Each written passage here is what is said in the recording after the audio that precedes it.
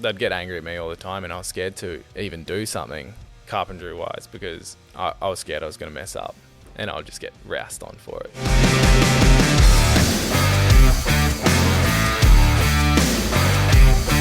G'day everyone, welcome back to another episode of Level Up. We are back in the shed this afternoon for another cracking episode. I'm really pumped about this one because we've actually put a shout out to get some apprentices on for a while now, and no one's jumped out to have a crack. So we've actually, the first one off the bat is actually a cracker. It's Campbell Smith, who has just been nominated or just won the award for Master Builders Brisbane Apprentice of the Year. How are you, mate? Yeah, good. Thanks for having me. I think you're a brave man coming on and having a chat, being an apprentice and telling us what goes on. Yeah, well, I was pretty stoked to get that award, and I wasn't expecting it at all. But yeah, I was pretty keen to come on and just talk about what life is like as an apprentice. No, well, mate, I think it's awesome. So you're a little bit behind the scenes, Phil. So you started as a Sparky. You had a crack at that. Yeah, well, I wouldn't say I started as a Sparky. During school on holidays and stuff like that, I would go into work experience and stuff like that. So I worked with CV, like a big commercial company, doing that. I also worked at one of my mates have a electrical company, Bear Electrical, and I worked with him for a little bit there. But I kind of wanted to just span my options and stuff like that. So I started to go into carpentry and fell in love with it. Yeah, so was that you did the electrical stuff through a school-based thing? Yeah, or just one day a week? Or? Yeah, no, at my school, I went to Villanova College, and we had like a really good program that could get in contact with all these trades. So through school, I would get sent to these different trades. So I got to get a taste of what both of them were like. Yeah, awesome. Well, mate, I'm keen to dig deep today because you started off with a bit of a bad experience, and then you've been pretty blessed with where you've ended up to do your apprenticeship. Yeah.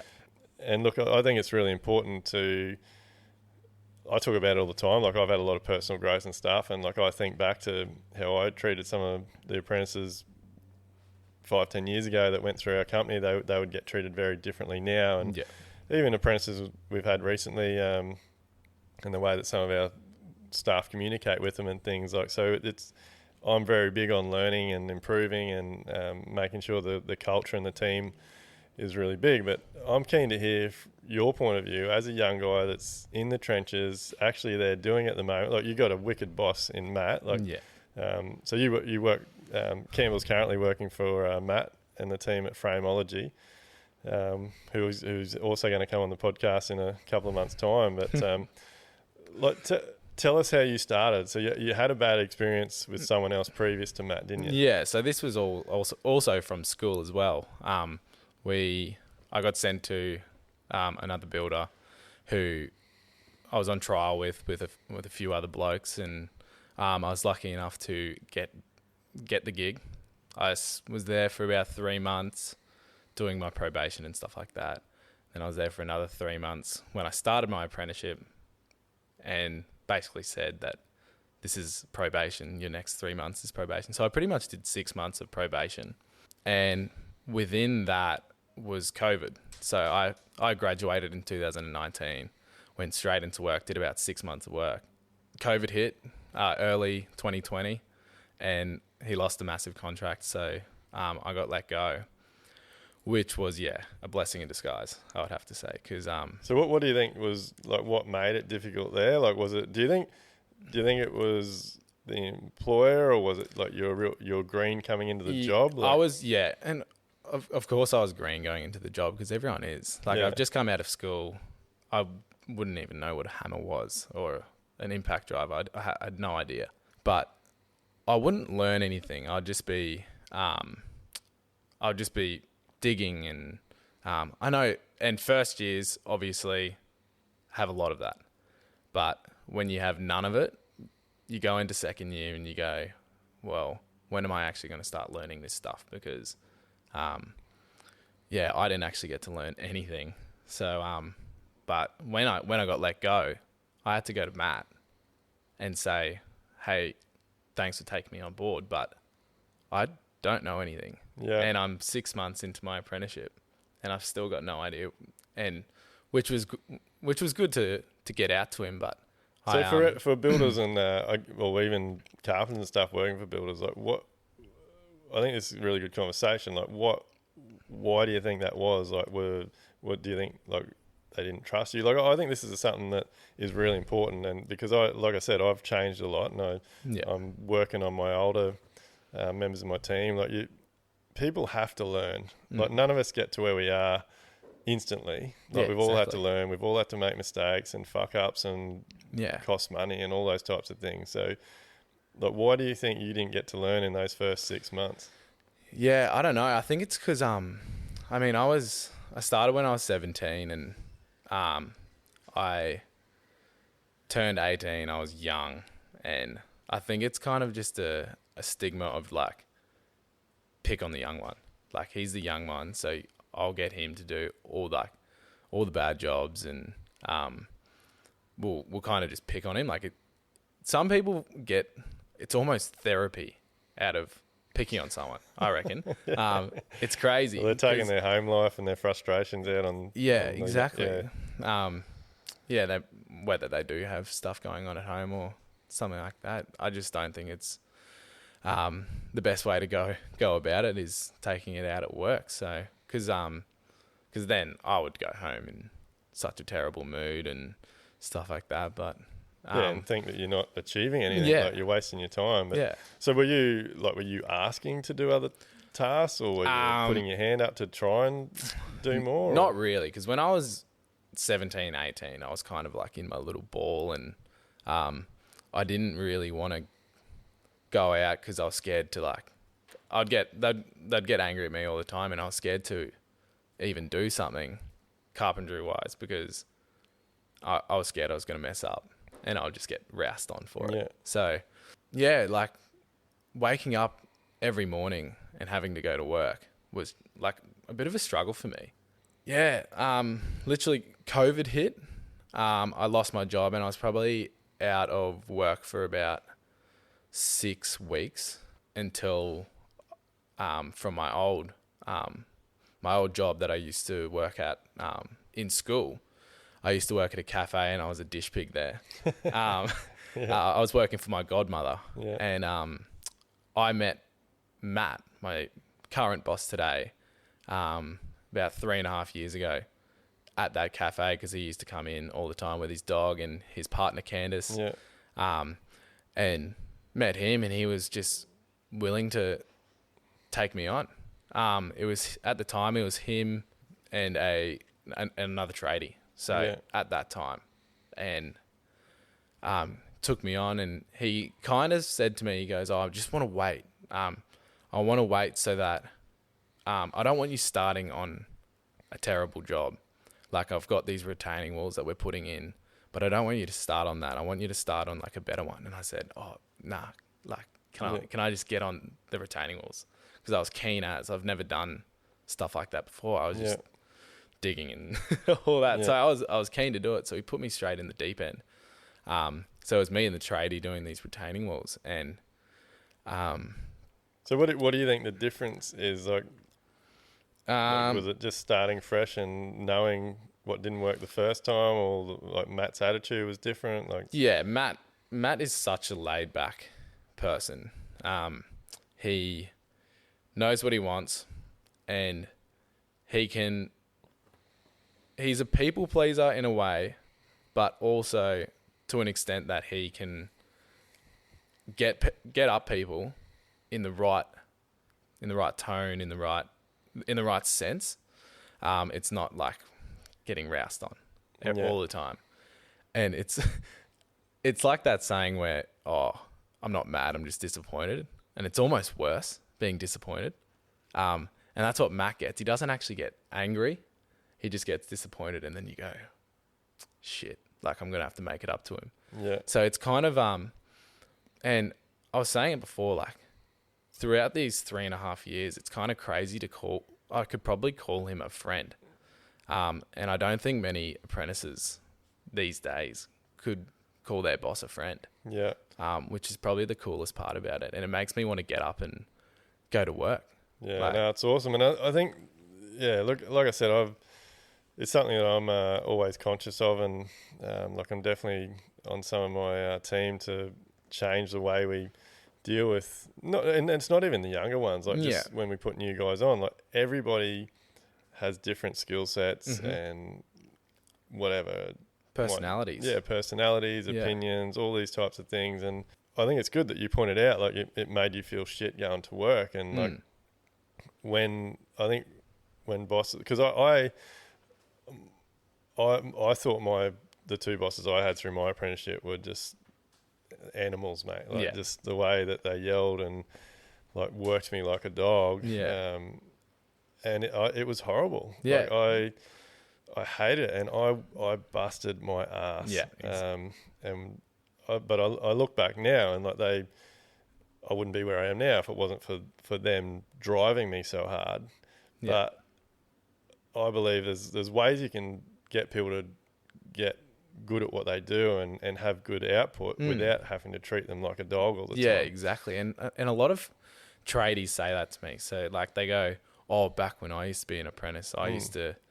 I used to get shit thrown at me. Oh, am I allowed to swear? Yeah, mate, it's go for your life. Get stuff thrown at me, and mate, it's a daily sentence on a job site. Like I got guys that say that as well. Like, fuck, when I was an apprentice, like you got, and they'll say, like I hear people say, like you don't know what it's like. Like, I used to get kicked up the ass or shit thrown at me. Like, and I say to them, well, did you like that? Yeah. If you didn't like it, why would you do it to somebody else? Yeah. And another one that goes around is, I used to be earning this much an hour. And you just go, yeah, but also your house costed you $100,000. Yeah. So it's a bit different. Mate, even 10 years ago, like, mate, there's was not a lot of difference. There's not it's funny, the more you, and look, I hope you take away from this podcast today, like the more time, money, energy you spend on yourself, the better your life's going to be. Yeah. It's funny because so many people are just stuck in this very closed mind, and they pick on things like that. Yeah. Like, and it's just such a stupid thing to say. Yeah. Like, I only used to get paid $190 a week or something when I was an apprentice. You're getting $600 or $700, whatever it may be. But exactly like you said, like they're probably paying 28 cents a litre for fuel, like not $2. Like I'm dropping $150 at the servo. It's definitely a lot different from, what I've heard being an apprentice was. But yeah, once you start getting treated like shit, and you don't even want to be there. Yeah. Like, and the last thing you're going to do when you don't want to be there is perform. Why would you respect someone? Why would you show respect to someone who doesn't show respect to you? Yeah. Is probably one of the main things I'd say, because if I'm just getting roused and roused and roused, there's no point just giving him the time of day if I don't get anything out of it except for just. So for all, like, I hope there's lots of I know there's quite a few younger people listening to this podcast, and like you're probably massive on your social medias, mate. I can like strapping young surfy guy. You probably got your shirt off every weekend, buddy, getting all the followers. But I'm probably a little bit old fashioned with this, because I do feel that the younger generation does have a bit of an easier ride with a few things. Like, yeah, for sure. There's no cane and detentions and shit at school, all that sort of stuff. But like, what do you think young people need? Like, what sort of encouragement or what sort of feedback do they need to actually get motivated? Because like, we really struggle to find apprentices. I'm sure you've seen it working with Matt. Like, we could, like, every builder, every tradie I know could employ another apprentice. Yeah. But trying to find young people and that will put in effort is very hard. Yeah, it is hard. And what I was saying before with Matt, like, he's a perfect example. He doesn't get angry at you. He gets he just gives you like constructive criticism. He's more disappointed than angry. And you got an example? What's a recent example? Well, when Matt gets angry, he pretty much walks away. Yeah. He doesn't say a thing, and he walks away, because it's just his way of getting angry, and he doesn't want to show it in front of people, which is, I reckon, one of It's very his professional, and it's one of his best traits, I reckon. Like, he walks away and lets it he obviously doesn't let it go for a long time, but I shouldn't say a long time, but he, and then when it comes back to it, you kind of just go, oh shit, like, I've messed up here. And he will tell you what you've done wrong and what you need to do next time. And it's just dwelled in your brain that you have to, next time you do this said task, you're going to have to go through all the steps that you didn't do, if that makes sense. Like, I think that's one thing that, going back to your question, it's what does he do differently? Yeah, he's calm. He's very, very calm. And there's times where I look at him and I go, how haven't you like blown your shit up? Like, he's very, in that sense, he's very, very admirable. Yeah. Yeah. But like, so what is something that drives you? Like, if you, like, because you've obviously put in the hard yards, like you don't win Apprentice of the Year for no reason. Like, what is it that drives you to work well for Matt? Like, well, as I was saying before, like, if you get respected and you get shown respect, you want to, as an apprentice, as a young person, you want to show respect back. And the only way to show respect back really is hard work. So he goes, you know what, I'm going to pay you X amount above the minimum, but I want to see this. You need to prove to me that you are worth this. So then you go in your head, you go, all right, what can I do next how can I step it up? Because obviously you go through first, second, third year, and they all get a pay rise. And he goes, you need to prove to me why you're worth this, because there's no point having you on if you're not worth it. So it's all stuck in your head, and you just go, all right. Well, so I think you've got a really good attitude, mate, because there's a lot of young people out there that don't, and well, not even young people, there's a lot of people out there, full stop, that don't have that attitude. I do the exact same thing Matt does. I think, like, and you might have heard me say this if you listen to the podcast, like, I'll pay people that work for me whatever they want if they're adding that value to my business. Yeah. Well, and it's not just that value. It's like, generally someone has to add double what you're paying them, because obviously you got all the costs of business and insurance and things. But it's pretty easy to me, and that's how I got it flogged into me. Like, you show me what you're worth, and I'll pay you. I'll bring this to the table if you bring this. Yeah. Yeah. So what makes you different from so many other young people out there at the moment? Like, you're obviously a driven person, because, and like, I saw it a lot through COVID with like people that were given that opportunity. Yeah. And they were just like, oh, stuff you, this builder over here, he needs help. He's just going to pay me straight off the bat. He doesn't even know what I do. I'm going to go and work for him. Yeah. Like, long term, that's a shit attitude. But what makes me different? It's very hard to explain, because there's so many good. I know there's some terrible. There's stories of terrible. I'm sure you got lots of mates your same age that are going through apprenticeships and stuff. Like, exactly. Are they the same? Like, well, like, I do like a few cash jobs on the weekends with some mates. I mean, my brother has just gotten out of his apprenticeship. He's 22. Don't mention cash, mate. The old taxman might be listening. Yeah, no, just for mum. But he is like he's on par with me. Same with my mate. He's on par with me, and I just go, and I was thinking about it. I said, why me? And a lot of it has got to do with, I mean, there's obviously your practical side where you're a hard worker and you get noticed for being a hard worker. But there's also your theory side where in my first, second and third, I'm currently in my fourth year, but in my first, second and third year in theory, I smashed it out. So there would be a few days there, maybe like a rain day or where we couldn't work or we didn't have work on.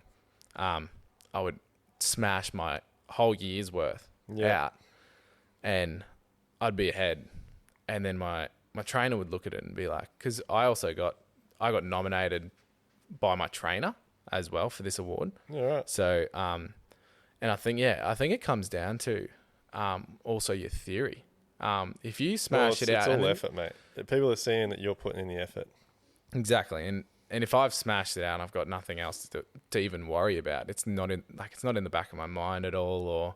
Or, so yeah, that's definitely one, because I hear a lot of stories from my trainer, and he has to chase these blokes up because they haven't done their weekly log, and they haven't. They're about to go into their next year and they haven't done it, and all that sort of stuff. So yeah, it's definitely one factor, but it's hard to talk about myself and how I'm so-called better than another apprentice. But I just think it's being is a word. Like you're obviously very driven, and look, the whole point of this podcast is to level up the industry, make it better, and I don't think it matters what level you're at. If you're an apprentice like yourself, or you're a builder or a trader that's been in the industry for 30 years, like, you've got to put in the effort. Yeah.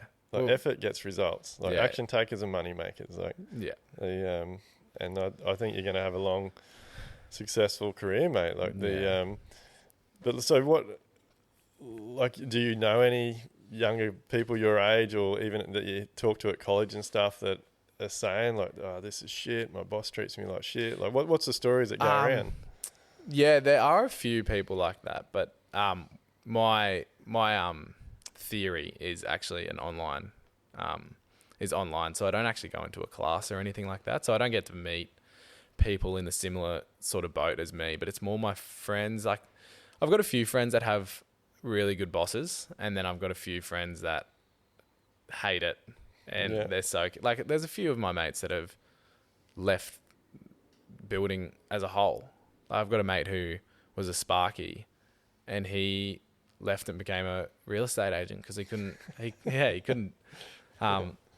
didn't like it. Yeah. It wasn't for him. And I think a few of the people at his work would treat him like he was, like, I mean, he was a fourth year. Yeah. And that's getting to the stage where when you're a fourth year, you're now training to be, you're not training to be an apprentice. You're training to be a carpenter. And I think that's where the difference is. A lot of people train you to be an apprentice.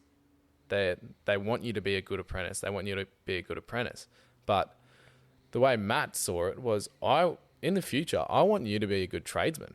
And I want you to be reliable. And so he put so much time and effort into me that when I get signed off quite soon, that I can go out and obviously not run my own jobs yet, but I'm getting confident. There. Yeah, you got confidence. Yeah, it's it's a funny thing, mate. Like there is so much to know. Like, and look, you definitely can't learn everything you need to learn in 3 or 4 years. Like, and a lot of what you learn, you'll only learn through experience. Yeah. Whether it's fucking things up or doing demo jobs and seeing what other people have done wrong. Like there's so many ways of learning in our industry, but it's just having that drive and that initiative, I think, to be hungry for it. Yeah, you have to be. Like, you sound like you're very hungry for growth.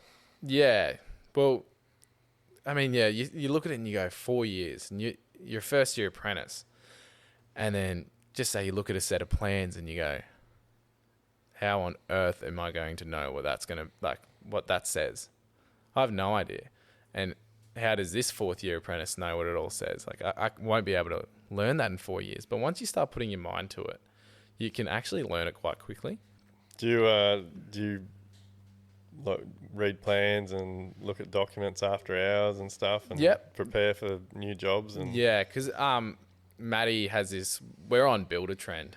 I'm not sure if you're aware of Builder Trend, but he has our jobs up on there, and he's just got it all organized. He's got all these folders in there of engineering and the architectural, and then when it gets changed, you can change the show the changes of the plans and stuff like that. So yeah, when we're starting a new job, I definitely go through and there's obviously things where you've got to do tomorrow, and you know you got to do tomorrow, so you have a look at it. So you can just go on your phone and just have like, maybe it even be 10 seconds. You look at it and you go, oh, it's going to be like this.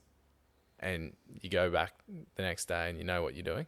Yeah. So I think that's a really good thing to have, is build a trend. Well, I mean, I'm sure there's a few other things a few other apps that you can have it online and stuff like that. But yeah, but I again, think it's you're awesome. taking the initiative to suss things out before you get there. But like looking back through your time, like, and like, what's some things that you feel would help you get ahead? Like, I'm a really big fan of like toolbox talks, and like even I try and get my team, like, they do a bit, but like I think they should happen every morning. Yeah. Like, have a run through every single morning.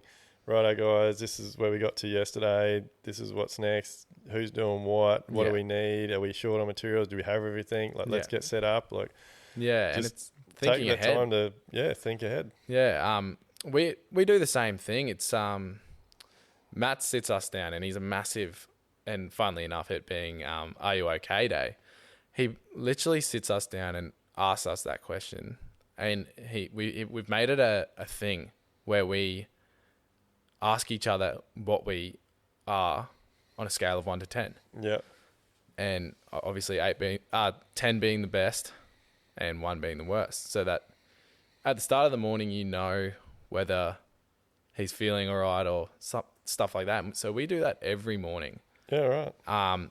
And yeah, just to see how everybody is. And obviously there's sometimes where someone's like a 5 and you go, oh, like what's up? Because we're usually like an 8 but if someone's like a 5, we go, all right, well, he's feeling down in the dumps. We won't ask him why, but we'll just leave him alone for a little bit. Like he can, so when we're in the morning and we do our toolbox talk and stuff like that, we can send him off to a job that he can just do by himself. So he's not with anybody else, and he can just just chill out a little bit. And that's pretty cool. So what, you all meet in the one spot every morning and yeah, so when I said job, then I meant like a task in the job, but we just meet on site, and we've got a couple of sites at the moment, so and we're all just set in stone in the one site. But I think that, and that's also like a factor that they care, like they actually care. Me being an apprentice, and they're like, oh, how are you feeling today? Every day. Yeah. And you just go, yeah, well, thanks for asking. Like that's made my day. It's really good. It's the little things that can make the big difference. Yeah, it is. I think that's a really good thing to do. Like every single morning, asking the team if you're okay. Like everyone should be doing something like that. Like not just waiting for these special days that you're meant to do it. But like, what's been like, apart from winning the Master Builders Apprentice of the Year, like what's been some big achievements for you through your time? Like, well, obviously, learning quickly is considered to me as one of my best achievements, because obviously I was saying before, I look at stuff and I go, how am I going to know what to do in 4 years' time? And then now I'm here and I can do that sort of stuff. So doing that, and one of our coolest probably achievements as a team was heading up to 1770, and we were up there for a month building modular homes. Yeah. So that's more of a team probably accomplishment, but winning the award tops it off. I wasn't expecting it at all, but I'm so grateful to be recognized in such a big industry with so much talent and upcoming talent. So it's crazy. So you were telling us before, mate, you weren't expecting it, eh? You had a few beers on the night. Yeah. Well, it was one of the last awards of the night, so they always hold out those individual ones till the end. I think that's what they plan is they wait for everyone to get a few in them, and then leave the ones that you got to do speeches till the end. Exactly. So it's free drinks, so drinks just keep coming all night, and obviously I wasn't, and no one can expect to win such an award like that. because there's so many talented people out there. So yeah, I was kind of sitting there going, I don't think I'm going to win it. So there's me just necking these things back. But yeah. What was your speech like? It was okay. I'm not very good at like public speaking and stuff like that, but me going up on stage, I went up on stage, got my plaque and stuff like that, and took a photo with him, and then I started to walk off stage, and he goes, "Oh, nah, you need to speak." And I said, "You're fucking kidding me, aren't you? There's no way I'm speaking." He goes, "No, you need to speak." So I went up there and basically just said all the thank yous and stuff. Thanks to my boss, thanks to Candace and our tradies and stuff like that. So I kept it short and sweet, but I think that's probably the best way to do it. Yeah. Yeah. So how have you, like, what's the deal these days with Apprentice, like with tools and things? Like, you don't get tool allowance anymore, do you? No. So we actually get a loan.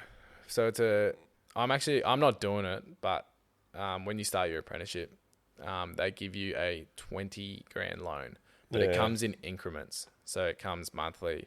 The first year is like $700 a week, $700 a month. And then the second year is like 500 and just goes down and down and down. But it ends up being about 20 grand, and you have to pay 16 of it back. So if you're smart with it, you can just make money off it. But I took it for the first year. Yeah, I haven't been taking it since then. Because it's interest-free and stuff. But again, it can set you up for disaster. You're getting in that it's like rhythm of bloody borrowing money, even from a young age. But yeah, like, do you? Because again, I just see so many young people drive around now, and they've got all this new gear. Like, are you proud of your tools? Like, you put a lot of time into making sure you've got all the right gear. Yeah. So I actually started with one tool, which was Makita. I got a little pack of Makita, and they all started just going to shit because and Matt at the time was working some DeWalt, so I was like, you know what, his isn't doing that, so at the moment I've got a bit of Makita and a bit of DeWalt stuff that survived of Makita, and then the rest of it's DeWalt. But it's another thing about being a good apprentice is, like, I think you need the tools, because there's nothing more annoying. 100%, mate. There's nothing more annoying than someone going all day, can I borrow this for a sec? Can I borrow this for a sec? And once it just keeps happening, you don't have your tools there. It wastes time, and you start doing nothing, and you get from frustrated. A boss's perspective, like, seeing younger team members put effort in and make sure they're building their, like, you don't expect them to have all the tools straight away. Like, it takes time and money and stuff, but like, just seeing them put in the effort and buying a tool every now and then, and I think that's massive. Again, it's just that initiative, making sure you got the right gear, and it shows that you're keen. So if you were to go into a job and you've got nothing, there's no point, because if you have a car full of tools and you're a first year apprentice, which I've seen a lot of people. I'm on a few Facebook groups that have apprentices, and they post their tools, and you look at it and you go, he looks keen, like, because he's got all the gear. Yeah, he's got all the gear. And I mean, I'm no builder or anything like that, but if I was a builder, I'd look at that and I'd go, wow, this guy's keen, so I'll give him a shot. But you've got to have the right gear, and the right gear and enough gear. That's it. You're more efficient at doing the job. Like, nothing shits me more when you see tradies, or like we're advertising for new employees and stuff, and you get a guy turn up for a carpentry interview, and he's got a tray back ute with one little toolbox. And like, actually these days, I don't know, it's getting more and more common, but when you ask them what tools they got, they'll be like, oh, I got a Milwaukee pack, or I got a Makita pack. Like, where's the rest of it, mate? Like, where's your laser levels? Where's your drop saws? Where's your straight edges? Nail gun. Yeah. Where's that? Yeah. No, I think having the initiative to build your quality tools up again just shows any employer that you're keen, and obviously, and you know what you're doing. Like, you've got the right tools to do the right job. Yeah. So. That's definitely one of the big ones, I reckon. Yeah. So have you enjoyed your apprenticeship, like, Because I think Matt's similar to us. Like you do everything, don't you? You do a bit of Yeah. footing and slab prep and like build and lifting unders and framing and cladding and like, you do the whole show. Yeah, we do everything. We even do our own roofs we've just recently finished a job in Paddington, and we had to build I think it was like 4 meters high block wall. So we were doing like blocky work and stuff like that, which was because Well, you're laying the blocks. yeah. It was good fun. Block laying is oh man, I've had a couple of goes at that. That is one thing I cannot get right. Yeah, it's it is tricky. Mate, it is hard as to mix your mud with the right consistency so your Yeah, blocks well, I don't was on sink the in mud. it. And I was on the mud, but there were times, especially for my training and stuff like that, because I have to take photos of me doing stuff. And for my training, it was really good because the boys would be like, "All right, Cam, get the trowel and we'll get you laying some blocks, just like a little planter box in the backyard." yeah, But it's cool to have all these different things. Like we do all our roofs, we do all our gutters and everything. Even I can't remember how many cube it was, but it was a massive amount of concrete at our recent Wingara job, Urongapilli job, and we concreted the whole thing. It was a top slab, and then it's probably a 900 mil step down to a garage, which was the top slab was flooring and tiles and stuff like that going over the top, so it didn't matter too much. But the garage was finished, and to get that experience of even concreting is so cool because there's not many apprentices that I think there wouldn't be many apprentices that will ever be able to learn that sort of stuff.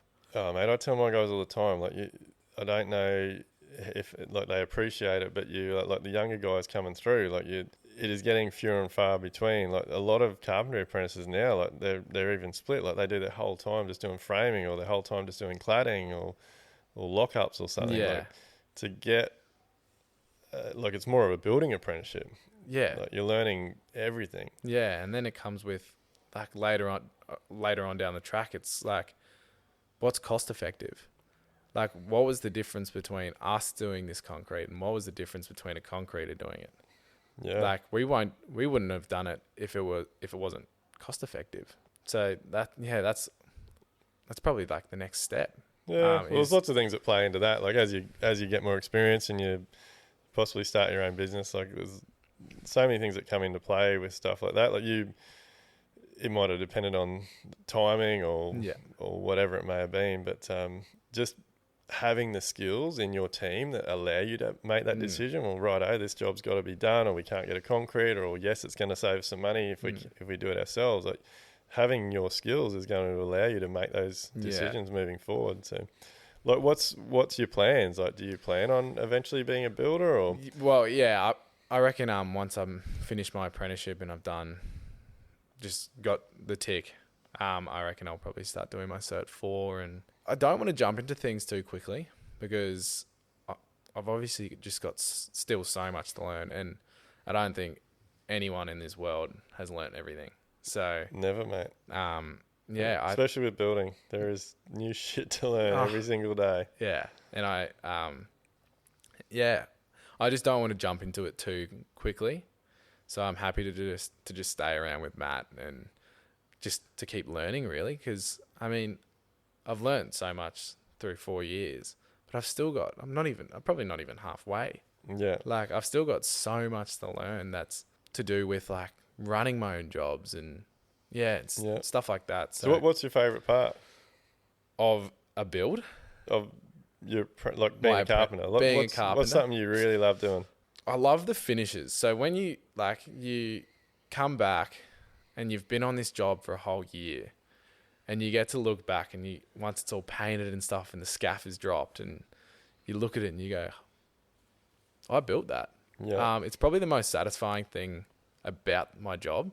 Yeah. You look back and then you go, that used to look like this, and now it's this monster. Yeah. But what's the tasks that you enjoy doing? Like tasks, like fit out, framing, cladding, like. I do like fitting out. Yeah. Fitting out where it's like more, it's really like picky.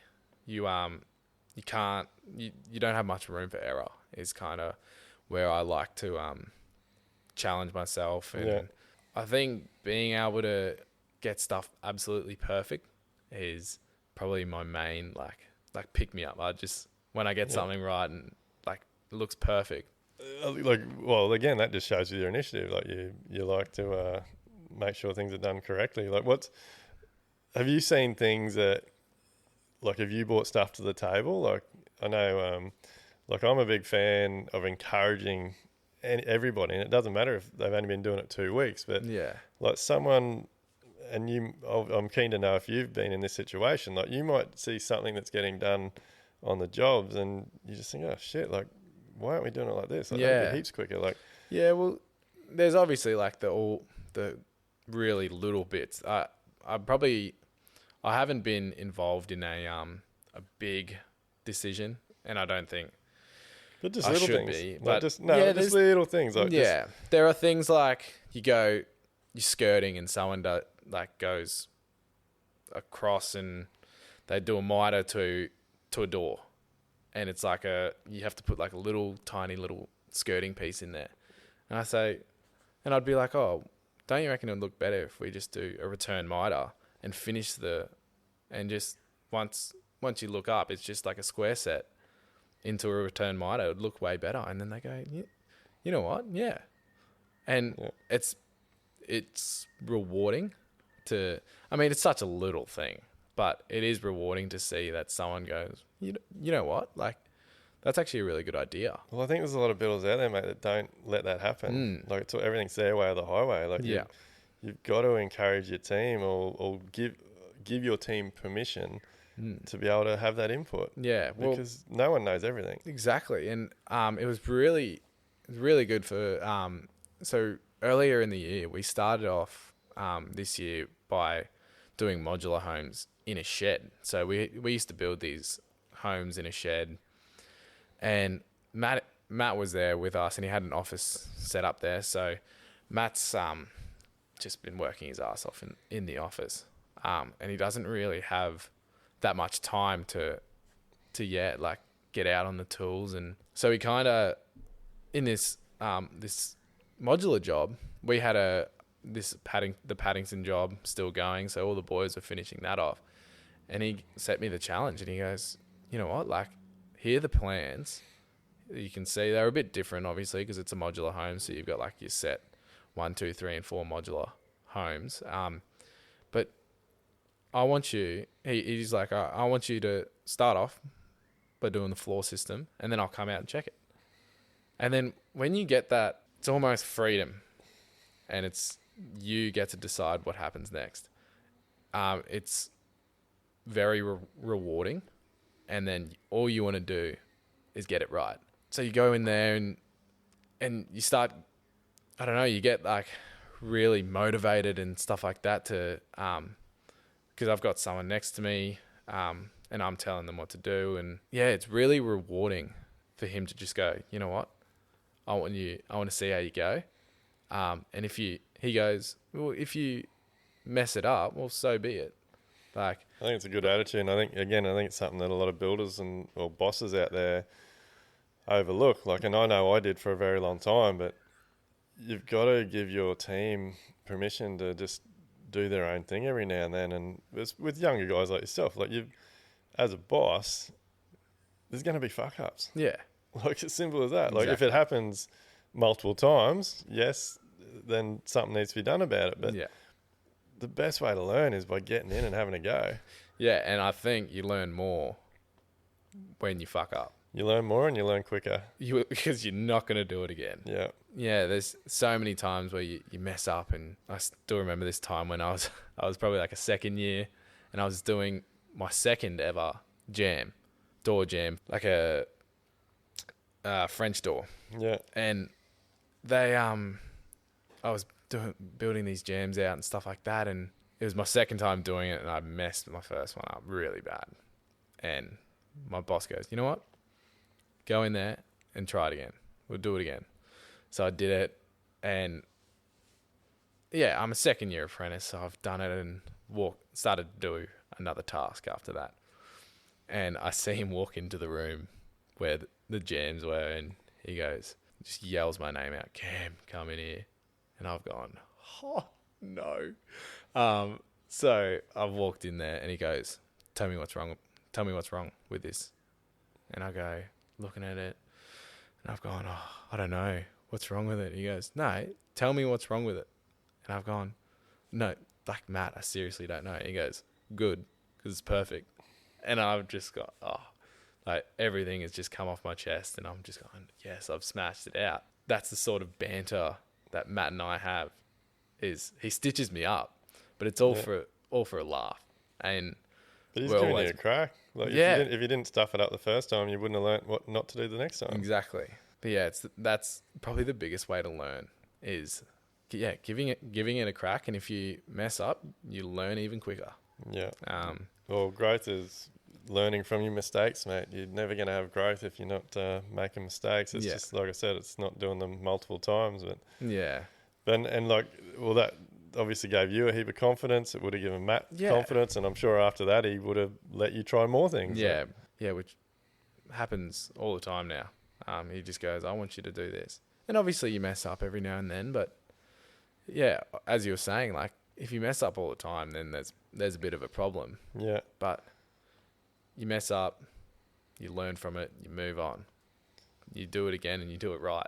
So with in your experience as a young fella, like what's worked best for you to feel confident and feel like you can leave a toolbox meeting or you can start the day knowing what you've got to do? Like, I feel like, and again, I'll put my hand up, take ownership for it. Like, as a boss, sometimes you have so much going on and you're just like, hey, just get this done, do that. Like, yeah. And there's not enough instructions, or you're not. Yeah. Like, my one of my big things now is like you've got to slow down to move forward. Yeah. And I think sometimes you've got to just take a breath, slow it down with your team, take whatever it is, 5, 10, 30 minutes, explain it, make sure everything's nice and clear, and then let the team do it. Well, I was talking with Matt not long ago, because we do these annual reviews, and we sit down and he tells me my good things and he tells me all my bad things that I have to work on and stuff like that. And one of the things that I brought up was, sometimes, this is more like my second year, third year, but I find it difficult to find the median between quality and quantity. So obviously you need to be pretty bang on, but you can't just take ages for it. Like, if you take heaps of time for it, it's not even a good, it's not even good work. Yeah. So you need to find the happy median between a quality job and a fast job. And I think as an apprentice, you're going through your first, second, third year, and yes, there's going to be some jobs where you will hate it, but someone has to do it. And it's not going to be the trader who's getting paid X amount. It's going to be you. So let that happen. But if you have a boss that will let you do that, once you finish that, you start doing some real carpentry work. Yeah. Then you, as a boss, I think the best way to go by this is, a good example is what Matt does. He lets me go on my own, and he waits for me to get it perfect. He doesn't really care how long I take in my first, second, third year. But I start to get it perfect, and once I get it perfect, I can get it perfect the next time, but just that little bit quicker. Yeah. And then I get it perfect the next time and a little bit quicker, and it starts to just even out of quality and quantity of work. Yeah. Mate, even just the fact that the age you are and still being an apprentice and you're actually thinking about that shows a lot about you. Because, mate, we've had so many tradies over the years that they just don't get it. And even in the last few months, I've had to have words with some newer tradies that we put on.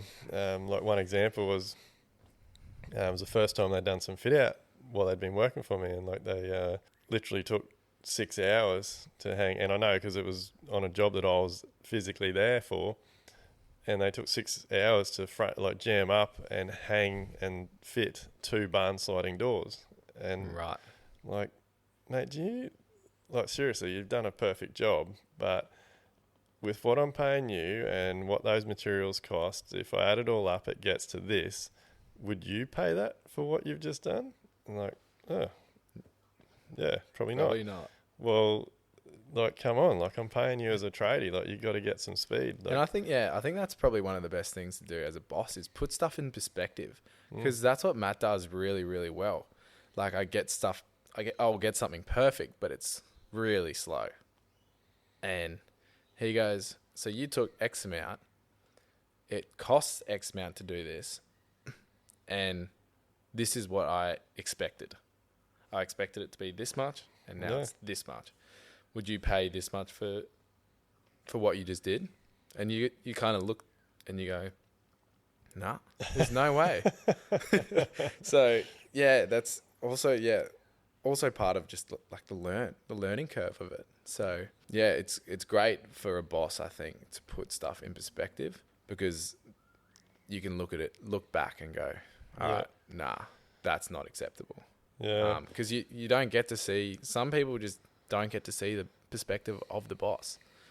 Well, they're just not in that mindset, and they don't. And look, if you're not a boss that sort of points that type of stuff out, and like, I'm a big fan. It's like we talked about before with the I'll pay you what you're worth if you add that value. Like, it's the same deal. Like, if you perform in a way that gives my clients value, that's what I'm after. Like, because if you're slow, then that's making my costs more expensive, which makes it harder for me to get more work. Yeah. So, yeah, look, and I think it sounds like Matt's onto it, because I think it's good advice for all bosses, employees, builders out there. Like, I'm a huge fan of letting my team know the bigger picture. Yeah.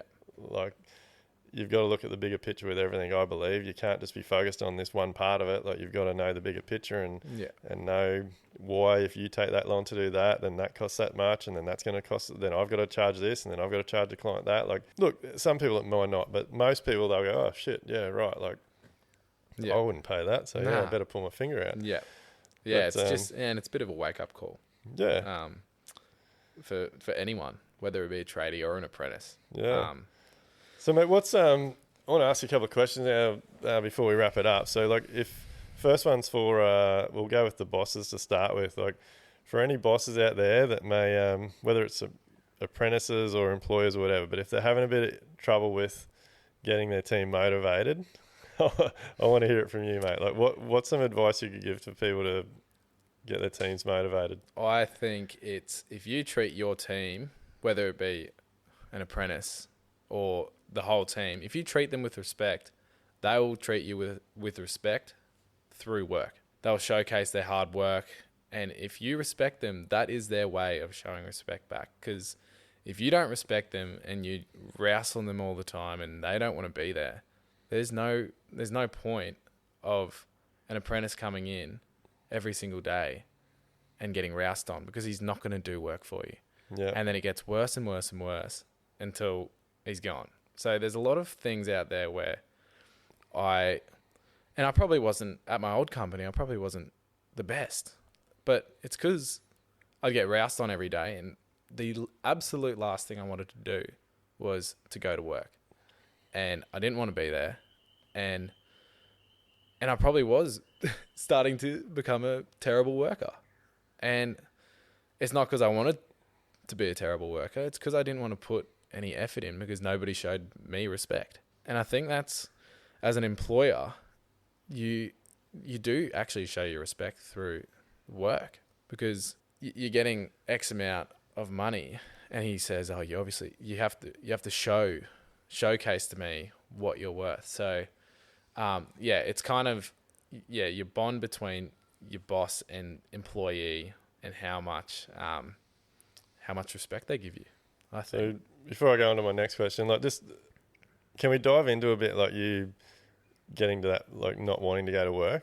Because I think this happens to a lot of people. Yeah, and I think it's we're struggling to get apprentices out there now. We're struggling to get tradies as well, but the apprentices when they when they're getting roused on, it's very hard. day. Like and again, I don't know, I got theories on everything, but like I think everything comes back to the money thing. Like there are so many bosses and builders out there that are just running shit businesses, so they're just constantly under pressure. So they're always expecting apprentices to know what they're doing. Yeah. And you can't, because you're green. Yeah. Like everybody has to learn. Yeah. Like no one comes and starts a job and just knows what to do. Yeah. Like especially an apprentice. Like if you go to uni, you're getting taught how to do what you want to do before you actually do it. Yeah. When you're an apprentice, you're expected to know it straight away. Yeah.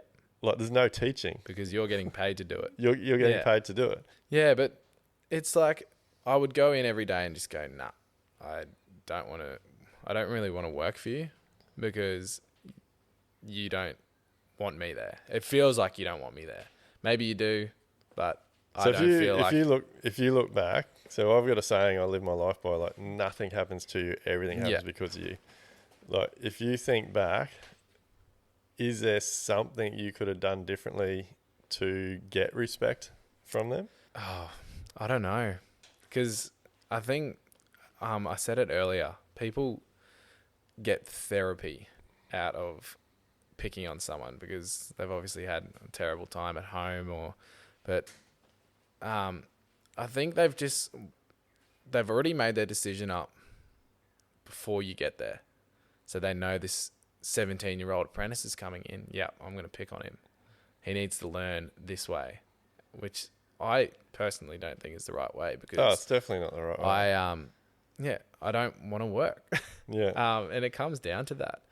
So there's no times where you could have tried to got asked to them, hey, I'm not sure, like, would you mind showing me how to do this, or I didn't get that, or could I have a go at something else? Or looking back at it, I go, I wish I did say stuff like that, but me being a 17-year-old, I was a lot different, and I didn't really want to. I was in my own little bubble, and I didn't want to come out of it. Yeah. I didn't want to ask to do this, or I didn't even really want to talk to them, to be honest. Because it's a big thing, eh?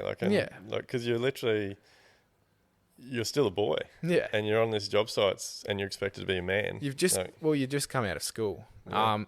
I had just come out of school, gone to schoolies. The next week I had my first week, and school and work is a lot different. Yeah. So it was such a wake up call to see, the reality of work. But yeah, the difference between that was my old company, but then my new company that I say new, but I've been there for 3.5 years now, and I'm loving it.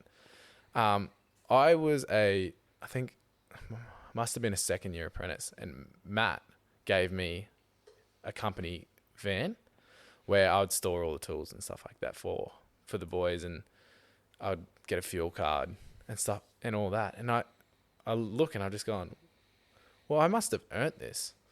And I also need to show why I deserve this. So it's kind of just like, he's shown me respect by, giving me this car. And trusting you.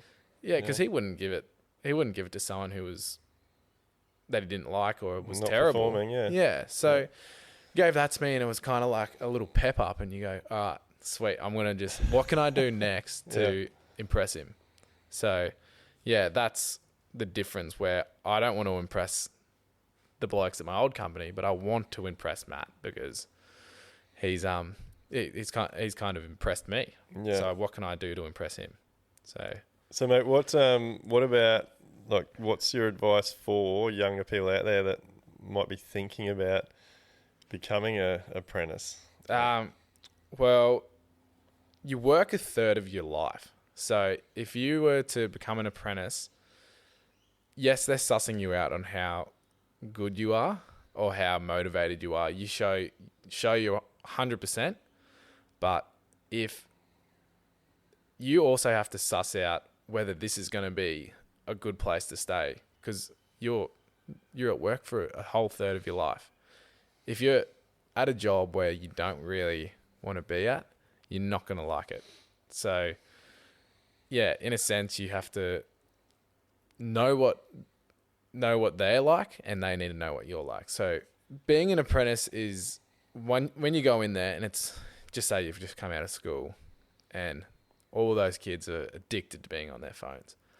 And if you go in there, and I'm obviously not a builder, but being a builder and seeing someone on their phone when they're not supposed to be would be the most frustrating thing for someone to see. Because mate, phones are costing every single one of us so much money from people just being unproductive. Yeah, because once you get into a rhythm, you just keep going and going and going. You go on your phone, and then you just slow down. You go, oh, what's next? So you don't need it. Get off it. You don't need your phone there. What do you need your phone for? There's Smoko for that. You can go on it after work.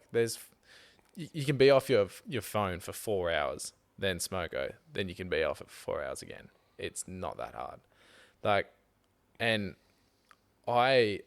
Obviously you need to take important calls and stuff like that, but it's also you get a call and you look to see if it's important or not. It's even pulling it out and the boss seeing you pull out your phone and it looks like you're just on your phone. It's a terrible look. So I'm not even wearing it now, but I wear an Apple Watch. So it connects up to my phone. I leave my phone downstairs or wherever, out of sight, out of mind. Yeah. And if a call comes through, I can see it, and I can, whether it's an important call or not, I can take it or I can. Working. So,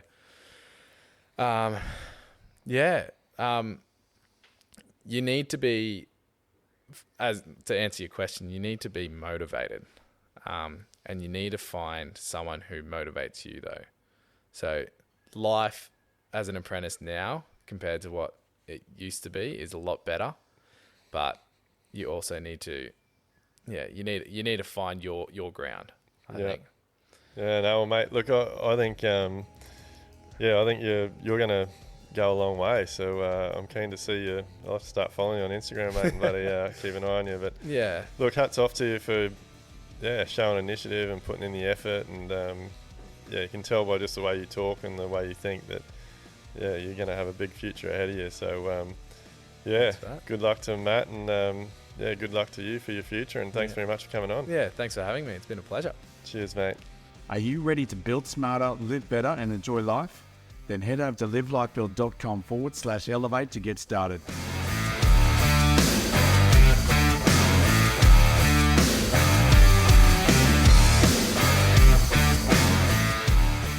Everything discussed during the Level Up podcast with me, Dwayne Pearce, is based solely on my own personal experiences and those experiences of my guests. The information, opinions, and recommendations presented in this podcast are for general information only, and any reliance on the information provided in this podcast is done at your own risk. We recommend that you obtain your own professional advice in respect to the topics discussed during this podcast.